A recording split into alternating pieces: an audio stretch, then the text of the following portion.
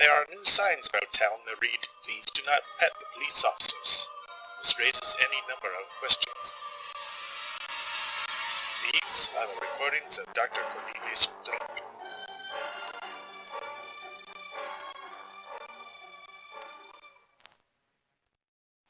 Speaking of police officers, the Arkham Police Department has concluded that there are now enough automobiles in the vicinity to warrant proper traffic control.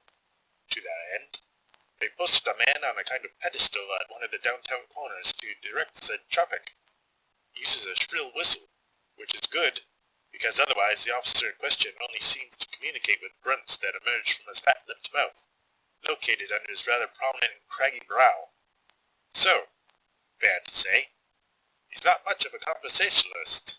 On the other hand, his third arm seems to be coming in quite handy for waving on the conveyances and their drivers. What else? Old Mr. Connor Tormey missed his appointment some days back. Mr. Tormey has not missed a single appointment since I moved here. He's never been late, or even just on time. He has always arrived at least 10 minutes early. As he is quite old, older than you think, I became concerned. As he does not have a phone in his house, I was obliged to walk over to his home after I closed up my office for the evening.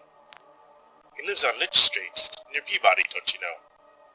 It was with some trepidation that I rapped upon his front door, fearing the worst, because he is just shy of being ancient. I feared I would have to fetch the police to help me break in, only to find him slumped face down in a bowl of congealed pea soup. You should see what soup does to a human face after a while. It's almost completely unappetizing. Happily, my fears were unfounded, because Mr. Tormey opened his door almost immediately, with a smile upon his well-written face. He seemed confused when I brought up the missed appointment, but that can be forgiven, as he is so old. However, there was something more unnerving than the forgotten appointment. He seemed to have forgotten who I was as well. There was no recognition of me in his eyes. It was like we had never met. I queried him about his rheumatoid arthritis. Was it bothering him these days? And he replied there was no trouble, that I shouldn't worry about him at all. Which made me worry all the more because I made the arthritis up. He has no such condition. He never did. Mrs. Kovalenko, one of the town's esteemed librarians, came to me with a most perplexing case. Words have started appearing on her skin. At first, she thought she had somehow wet the ink of certain books with some kind of solvent, enough to transfer the words to her skin. She tried to scrub them off, to no effect other than to give her skin an unhealthily raw and pink look. Upon closer inspection, it appears that the words are actually under her outer epidermal layer. I don't believe they can be removed without surgery or perhaps acid drops, either option being particularly tempting, and will leave Mrs. Kovalenko scarred. She is, however, becoming particularly aggravated as the words, which are now creeping up her neck towards her face, appear to be from some kind of body romance which she insists she has never read. I too would be perturbed if I had the words bosom and well-timed thrusts imprinted just below my jawline. I regret to say that I will no longer be buying local produce. My housekeeper, Miss Wiedemu, has always brought food from her people's reservation to cook my meals. However, as she was away for a few days, I was reduced to cooking for myself. I went to my local market and bought various sundries to make myself a vegetable soup. However, once home I sampled a carrot and almost immediately found myself falling into a profound slumber that lasted the entire afternoon. While asleep, I dreamed of tall men with hats and no faces leading me in a chain of enslaved humans into the maw of a great chomping machine of some kind. No? I think I do believe that I will stick to the food Miss Wiedemu brings from now on. On a side note, grocery prices are astronomical these days. 3 heads of lettuce for 35 cents? 20 cents for a single pound of beans? What are these foodstuffs made of? Gold? There was a brief bit of joy in the quest for a new nursing assistant. I had one Mrs. Davis in my employ for a period of 2 weeks, while Miss Weedamoo is to homekeeping. Mrs. Davis was to nursing and office management. She was efficient and intuitive. Unfortunately, she met with an unfortunate physical correspondence between a dangling piano and the sidewalk. She died to the tone of a middle C sharp. The search continues. Speaking of Miss Weedamoo, she has warned me to be on the lookout for suspicious-looking men. Unfortunately, this being Arkham, that narrows it down to every male between the ages of 13 and 99 years of age. And, to be perfectly honest, I'm not ruling out the 12-year-olds. A new development concerning the strange patch of earth at the park at Armitage and Federal. You know the one I mean. For the past 2 or so weeks, the patch has grown. Its outer reach now lays under one of the feet of the children's swing set. I have had a plethora of broken bones and noses, scraped knees and elbows, and bruised tailbones, all found in children injured while enjoying those very same swings.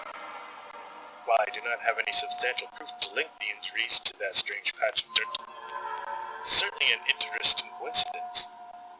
The real puzzle is why nannies continue to put their charges in those swings, laughing as they watch as the small bodies are flung into the air. As always, I am eager to hear more from the world. Since you are my world listeners, I enjoy hearing from you. What is going on in your lives? Have you visited with your grandparents? Did you get around to reading that book? Have you been teleported to Delaware against your will? Do get in touch and let me know. A guinea pig from the children's section of the library finally managed to pick the lock on its cage and set itself free. I never thought I'd say this, but fear the guinea pig. More action in the battles between the various rum-running gangs. A member from one of the organizations came to me, asking me if there was such a thing as a sound that might drive a human being insane. I told him that my Hippocratic oath demanded that I tend to all ailments and wounds, even those of vicious gang members, but in no way was I going to involve myself in causing harm to others. The gentleman, if I may be so loose with the term, threatened me and told me that I would be sorry that I had turned my back on him. He left by the back door, which leads out into an alley. I heard a noise somewhat like a gong being rung, then a startled cry and a crash. I raced out back to find the aforementioned gang member lying in a heap amongst overturned garbage cans, rubbing his head and, if you can believe it, crying. This tough character had been reduced in an instant to a blubbering child. I asked him what had transpired. He told me that he had slipped. I got nothing more out of him, and he scurried away. I returned to my office, as puzzled as you are, dear listener, able to make neither head nor tails of the affair. Oh! I looked at the front window and saw Miss Weedamoo passing along, probably shopping. She gave me a smile and a cheery wave hello. Good woman, that. Pleasant, you know, despite her bossiness. Anyway, I have no idea what happened to that gang member. I am to be interviewed by a young lady for the Arkham Advertiser. It's to be a piece about my service in the war, how I came to Arkham, what I think of the town, that sort of thing. I suppose I should be flattered, but I've gone through the Advertiser's pages and seen nothing about falling pieces of sky or weird patches of dead earth near the playground. Isn't that the strangest thing? A woman reporter! I wrote to various places of learning and study that concern themselves with maritime life. I imagine you're as curious as I am to find out more about those strange sucker-like marks I found on a bootlegger some weeks back. The replies have not been particularly helpful. Harvard wrote back that they are serious people without time to be wasted on replying to practical jokes. Some wit at Oxford drew a man with an octopus for his head. The octopus is holding martini glasses in his various appendages, and is quite drunk, with liquor bubbles popping around his head. I did not write our own Miskatonic University, since they do not have a marine biology department, and yet they still sent me a reply. A professor in the medieval metaphysics department, of all things, cautioned, nay, urged me, to never contact anyone about this matter ever again, if I valued my life, or afterlife. I think I prefer the insulting drunk octopus man to this last one. Speaking of the Arkham advertisement, have you ever seen a newspaper with so much space dedicated to an obituary section? Why do the obituaries also include animals? Suppose I can understand wanting to pay tribute to beloved pets. I'm an animal lover myself, don't you know? Still, look at this. Barbara Chancer was a beloved mother of 3, etc. Followed by Ralph Colchester was a veteran, etc. Followed by Farmer Lambert is bereft of 7 lambs. We hope the gaping maw by Christchurch Cemetery will be appeased. Then just what are we supposed to do with that information?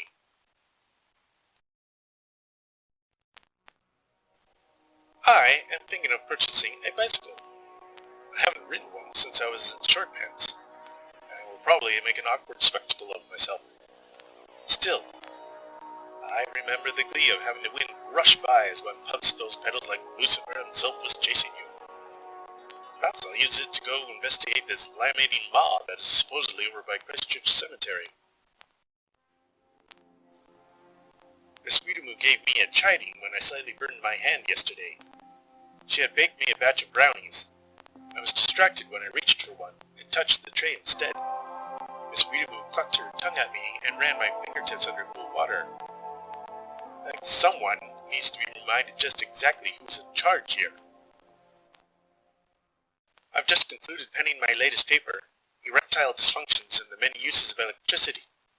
I shall proceed to shop it around to the usual medical publications. Wish me luck. Right.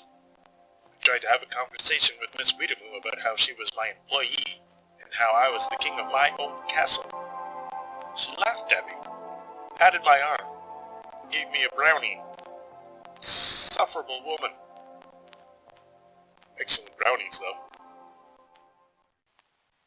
On the weekend, I took a day trip to Wenham Lake. It was a lovely day, kissed with the last burst of summer-like warmth. The sun was out. Fluffy clouds sat in the cerulean blue sky. Sailboats crisscrossed the surface of the lake. This disconcerted me, as there was no wind. If there was no wind, then what was making those sailboats zip around so gosh darned fast? I was having trouble with my telephone. It's a party line, so one expects to come across voices, other than the one you're connecting with, from time to time. However, for about a week there I could swear I heard some unending whispering in the background of all my calls.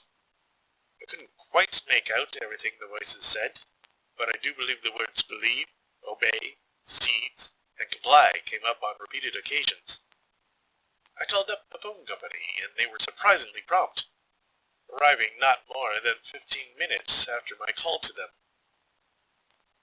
I don't remember what they did. Actually, I don't really remember much of anything from that evening now that I think about it. Why am I thinking about a swinging wristwatch and being strapped to a chair? At any rate, I don't hear the voices on the line anymore. For some unfathomable reason, you listeners keep asking to hear more from my grandfather. He of the tales so tall they bump their noggins on the sun. Be it on your heads. I will end this phonographic roll with this bit of advice that he once rendered unto me. Bears are dangerous. Mother bears protecting their cubs are more dangerous still. But the most dangerous variety of bear of all is the one that doesn't know that it is a bear, because then they follow no bear rules. Until next time, listeners. Overnight for Observation is created by Daniel Fox. Daniel is the author of the horror novel Hag's Trail.